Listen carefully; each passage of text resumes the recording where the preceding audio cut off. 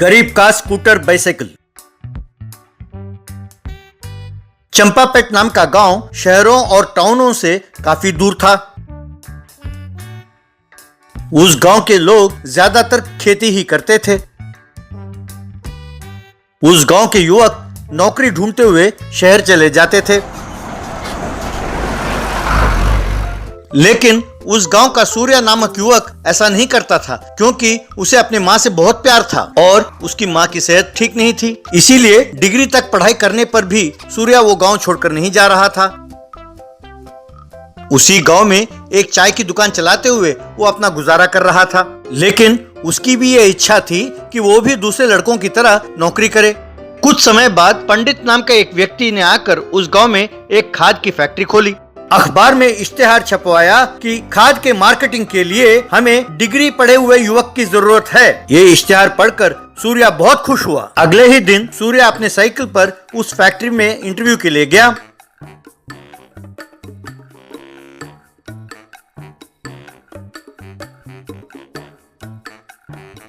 पंडित ने सूर्या का बायोडाटा देखा और वेरी गुड, तुम इस नौकरी के लिए एकदम फिट हो। वैसे तुम जानते हो ना कि मार्केटिंग का मतलब है एक दिन में कम से कम 100 किलोमीटर का चक्कर लगाना होगा। इसीलिए जिसके पास खुद का बाइक या स्कूटर हो उसे ही ये नौकरी मिलेगी। वैसे तुम्हारे पास है ना?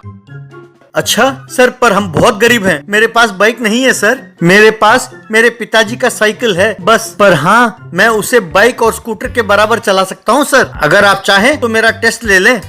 सॉरी सूर्या, अगर तुम्हारे पास बाइक या स्कूटर ना हो तो हम तुम्हें ये नौकरी नहीं दे सकते। ये हमारा सिद्धांत है। काफी सारे लड़के इंटरव्यू के लिए इंतजार कर रहे हैं। अब तुम जा सकते हो। वैसे मैं तुम्हें 2 दिन का मोहलत देता हूँ। अगर तुम स्कूटर खरीद लोगे तो अच्छा है। सूर्या निराश होकर चला गया। घर के बाहर अपने पुराने साइकिल को देखकर सूर्या चिंतित सा बैठा था। तब उसकी माँ सुरभि, बेटा ये सब परेशानी क्यों ले रहे हो? मैं बस कुछ ही दिनों की मेहमान हूँ। अब तुम मेरे लिए बैठे रहे तो तुम्हारी जिंदगी खराब हो जाएगी बेटा। तुम बहुत होशियार हो। तुम फॉरेन शहर चले जाओ और अपने लिए नौकरी ढूंढ लो बेटा। तुम्हारा भविष्य उज्जवल होगा। मेरी बात मान लो बेटा। अब तुम ज्यादा ना सोचो। माँ, तुमसे दूर रहकर मैं चाहे जितना मर्जी तरक्की कर लूं, मैं खुश नहीं रह सकता। मैं कुछ ना कुछ जुगाड़ कर लूंगा। तुम खाना खाकर सो जाओ। तभी पड़ोसी का बेटा टिंकू वहाँ आया। क्यों भैया, आप इतने परेशान क्यों हैं? तब सूर्या ने उसे सब कुछ बताया। भैया, मैं जानता हूँ कि तुम साइकिल काफी तेज चला लेते हो और तुम चाहे जितना मर्जी चला लो तुम थकते नहीं। ये बात मैं भी जानता हूँ, लेकिन कंपनी वाले विश्वास नहीं करते। वैसे इसका एक उपाय है। मेरे पिताजी के स्कूटर का इंजन खराब हो गया तो उसे छोड़कर पिताजी ने नया स्कूटर खरीद लिया। तुम उस स्कूटर के अगले हिस्से को अपने साइकिल से जोड़ दो। तुम अपने बॉस को साइकिल का अगला हिस्सा ही दिखाओ, तब वो समझेंगे कि तुम्हारा स्कूटर है। अब नौकरी मिलने के बाद तुम तो मेहनत करोगे ही, तो तुम्हारा प्रॉब्लम सॉल्व हो गया ना। सूर्या को ये बात गलत लगी, लेकिन अपनी काबिलियत पे उसे भरोसा था, इसलिए वो मान गया। अगले दिन सूर्या और टिंकू ने मिलकर स्कूटर बाइसाइकिल तैयार किया। सूर्या उसे चलाते हुए खाद के फैक्ट्री के पास गया।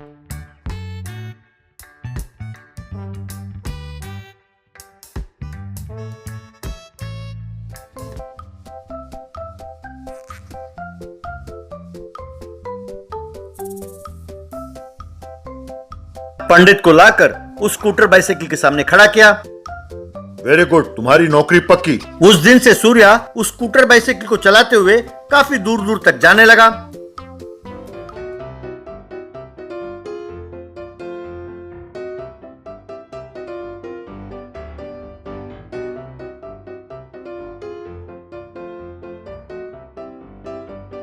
वो आसपास के गांव के सारे खेत के पास जाता था और किसानों को अपने खाद के बारे में समझाता था।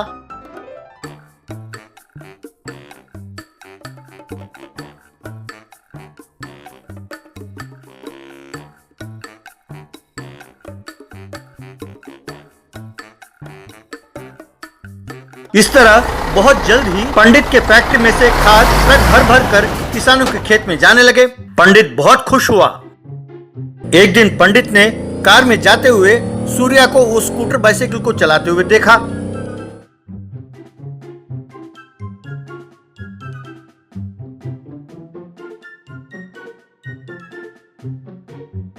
उस दिन शाम को पंडित का पीए सूर्या से, बॉस ने तुम्हें आज साइकिल चलाते हुए देखा था। उन्होंने तुम्हें ऑफिस आते ही मिलने को कहा है। वो बहुत गुस्से में है, जरा ध्यान से। सूर्या के पसीने छूटने लगे।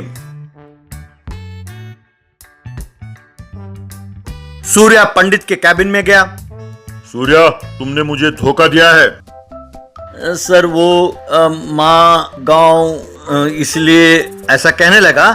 रुको, वैसे गलती मेरी है। मैंने ही तुम पर भरोसा नहीं किया था। मैंने तुम्हारे इस लगन को पहचाना नहीं था। मेरी वजह से तुम्हें काफी परेशानी उठानी पड़ी। वैसे काम में लगन होनी चाहिए। तुम चाहे साइकिल में जाओ या स्कूटर में। तुम्हारे साथ काम करने वाले लड़के पेट्रोल के पैसे तो ले जाते हैं, फिर घर जाकर सो जाते हैं। पूछने पर कहते हैं कि किसानों को अपना खाद पसंद नहीं आया। लेकिन तुम हर रोज 100 किलोमीटर साइकिल चलाते हुए जाते हो और किसानों को समझाते हो। इस बात से मैं समझ गया हूँ कि तुम अपनी माँ से कितना प्यार करते हो। मैं ये भी समझ गया हूँ कि तुम इस कंपनी को कितनी शिद्दत और कितनी जिम्मेदारी के साथ संभाल सकते हो। अब तुम्हें बाइक या स्कूटर की जरूरत नहीं है। मैं तुम्हें इस कंपनी का मैनेजिंग डायरेक्टर बनाता हूँ। मैं तुम्हें कार देता हूँ। मुझे यकीन है कि तुम इन लड़कों को सुधारोगे और अपने कंपनी को खूब आगे ले जाओगे। सूर्या की आंखों में खुशी के आंसू छलकने लगे। सूर्या कार में घर पहुंचा।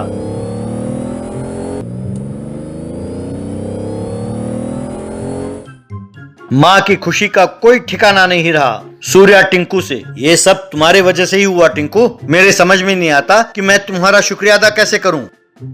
No sorry, no thanks between friends. तब सूर्या ने टिंकू को गले से लगा लिया। 10 रुपए में गरीब का खाना। एक दिन शुभम नाम का नौकर एक महंगे कार को धो रहा था। वाह, कितना बढ़िया है ये कार। छोटे सरकार आकाश बड़े खुशकिस्मत हैं, हर महीने नए कार खरीदते रहते हैं। इस कार के सीट कितने मुलायम हैं, कहकर उसमें बैठकर मजे लेने लगा। ये देखकर आकाश वहां दौड़ा दौड़ा आया।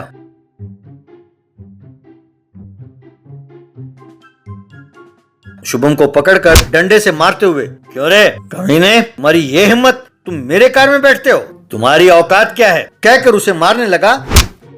बाद में पेट्रोल छिड़क कर कार को जला डाला।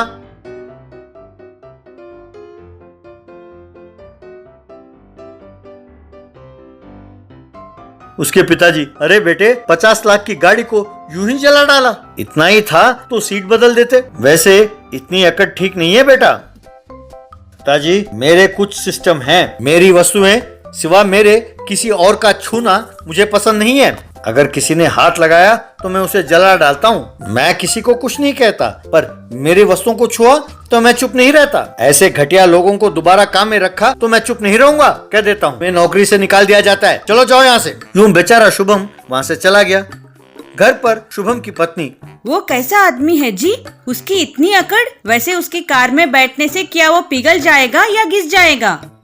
नहीं ज्योति, गलती मेरी है। नौकरी देने से पहले ही बड़े साहब ने उनके बारे में मुझे बताया था, मैंने ही गौर नहीं किया था। हर एक के अपने अपने नखरे होते हैं, इसमें क्या गलती है। कल जाकर दूसरी नौकरी ढूंढता हूँ। पास वाले गांव में एक बड़ा रेस्टोरेंट था। उसका मालिक था पंकज। वो बहुत घमंडी था, उसे गरीबों से खींच थी। उसके रेस्टोरेंट में भोजन अच्छा होने के कारण लोग उमड़ उमड़ कर आते थे उसके पास। शुभम नौकरी ढूंढते ढूंढते वहां आया और पंकज से मिला। ठीक है, तुम्हें महीने का 3000 रुपए तनख्वाह मिलेगा। तुम्हें एक दिन की भी छुट्टी नहीं मिलेगी। सवेरे 4 बजे से रात के 12 बजे तक, जरूरत पड़ी तो दुकान बंद करने तक तुम्हें काम करते रहना पड़ेगा। मेरे रेस्टोरेंट में तुम्हें कुछ नहीं खाना होगा और मैं तुम्हें कुछ नहीं खिलाऊंगा। पानी भी तुम्हें बाहर जाकर ही पीना होगा। किसी कारण तुमने छुट्टी ली तो उस दिन का वेतन काट दिया जाएगा। मंजूर है? शुभम मान गया और उस दिन से रेस्टोरेंट में कई किस्म के काम करने लगा। एक बार किसी कारणवश हफ्ते भर के लिए सारी दुकानें बंद हो गईं, रेस्टोरेंट भी बंद हो गया। महीने भर बाद पंकज ने उन्हें वेतन दिया। ये क्या मालिक, मैंने तो छुट्टी नहीं ली, आपने फिर वेतन क्यों काटा? तुमने छुट्टी नहीं ली तो क्या हुआ, हफ्ते भर दुकान बंद था ना, इसीलिए काटा। मालिक, ये तो अन्याय है। मैं कौन सा जानता था कि बंद होगा, इससे मेरा क्या संबंध? मेहरबानी करके पूरा वेतन दीजिए मालिक। क्यों, क्या मैं जानता था कि बंद होगा? जब रेस्टोरेंट ही नहीं खुला तो मैं तुम्हें वेतन क्यों दूं? मालिक, आप धनवान हैं, पैसे वाले हैं। हफ्ते भर दुकान ना खुले तो आपको ज्यादा नुकसान नहीं होगा। पर मालिक हम आप जैसे नहीं है, आपने जो पैसे काटे हैं वो बहुत ज्यादा है मालिक, प्लीज जरा सोचिए मालिक। ज्यादा क्यों बोल रहे हो? तुम्हें काम करना हो तो करो वरना चलते बनो। ये सुनकर शुभम चुप हो गया। एक दिन आकाश उस रेस्टोरेंट पर आया। उसे देखकर शुभम हैरान हो गया। तुरंत उसे एक उपाय सूझा।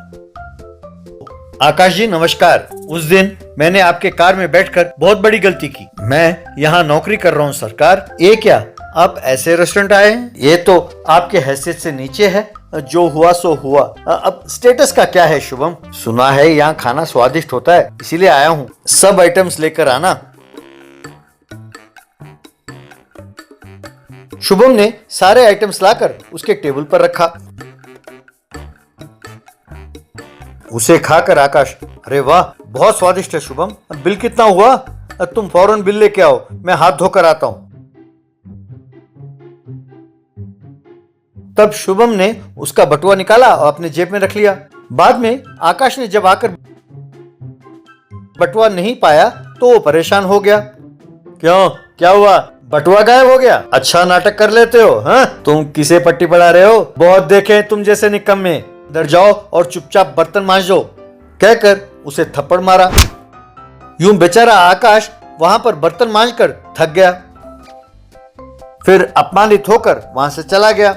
अगले दिन शुभम आया और आकाश से मिला। मैं उस कमीने को छोड़ूंगा नहीं, मैं उसे और उसके रेस्टोरेंट को आग लगा दूंगा। वो मुझे समझता क्या है, कहकर गुस्सा होने लगा। सरकार शांत हो जाइए, सरकार शांत हो जाइए। उसे आग लगाने का क्या मजा है सरकार? पर अगर उसके धंधे को ठप किया तब वो सड़क पर आ जाएगा, तब मजा आएगा सरकार। उसको इस बात की घमंड है ना कि उसका धंधा अच्छा चल रहा है। अगर हम लोगों को कम दाम में अच्छा खाना दें तो बस काफी है। तब लोग उसे और उसके रेस्टोरेंट को भूल जाएंगे सरकार। तब आएंगे उसके अकल ठिकाने।